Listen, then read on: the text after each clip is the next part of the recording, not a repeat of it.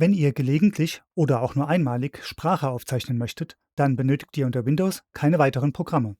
Ihr könnt einfach das von Microsoft bereitgestellte Programm Audio Recorder verwenden.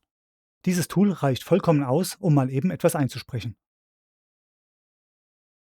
Den Audiorekorder findet ihr ganz einfach über Start.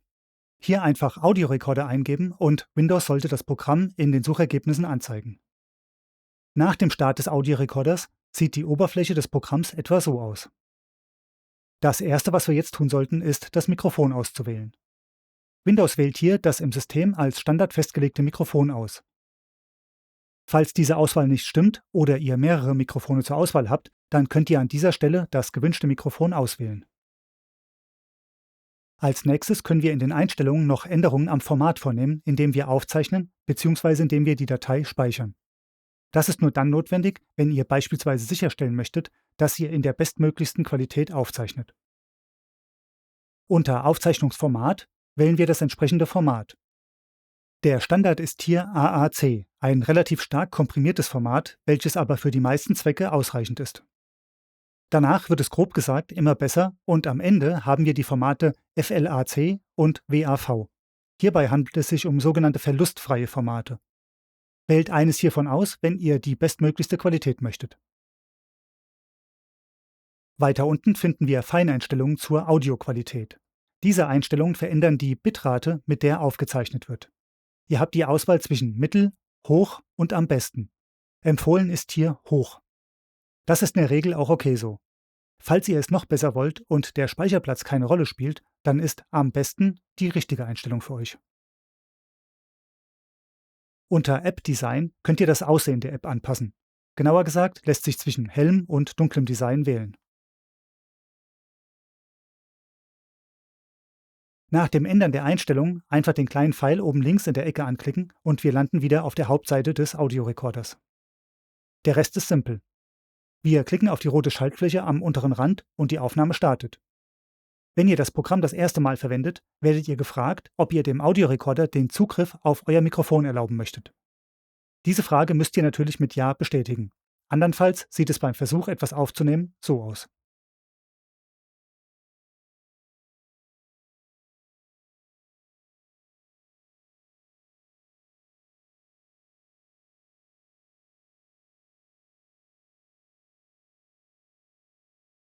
Hat alles geklappt, läuft die Aufnahme und ihr seht am unteren Rand die Aufnahmezeit.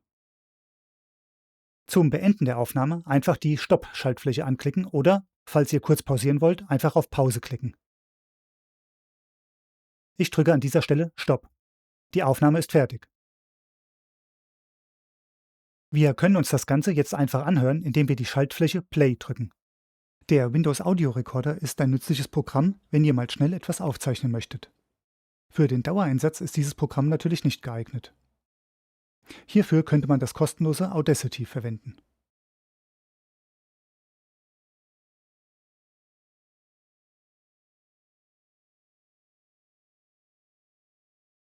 Für den Dauereinsatz ist dieses Programm natürlich nicht geeignet. Ihr könnt in der Aufnahme auch Marker setzen. Hierzu einfach den Abspielbalken an die gewünschte Stelle ziehen und rechts unten auf Markieren klicken. So lassen sich mehrere Stellen markieren, die sich dann über dieses Menü direkt anspringen lassen.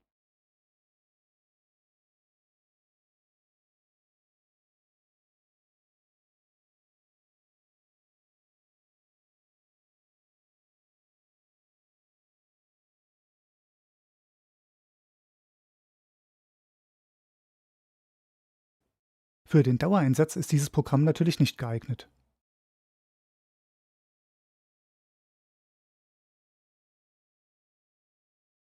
Mit der Schaltfläche zum Anfang springen können wir einfach wieder neu starten.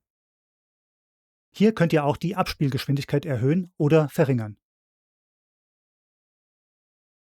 Der Windows Audio Recorder ist ein nützliches Programm, wenn ihr mal schnell etwas aufzeichnen möchtet. Für den Dauereinsatz ist dieses Programm natürlich nicht geeignet. Hierfür könnte man das kostenlose Audacity verwenden. Zugriff auf die Datei selber erhaltet ihr, wenn ihr die Aufnahme am linken Rand mit der rechten Maustaste anklickt und im Ordner Anzeigen wählt. Es öffnet sich der Windows Datei Explorer in dem vom Audiorekorder verwendeten Verzeichnis. Zum Löschen einer Aufzeichnung einfach mit der rechten Maustaste anklicken und Löschen wählen.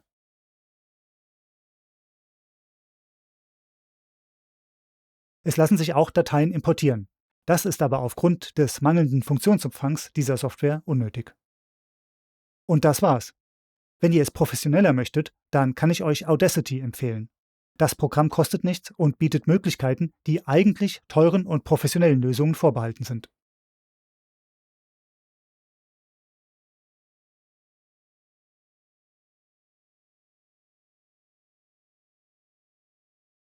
Wenn euch das Video gefallen hat, lasst es mich mit einem Daumen nach oben wissen und falls euch etwas einfällt, über die Kommentarfunktion könnt ihr es loswerden. In diesem Sinne, bis zum nächsten Mal.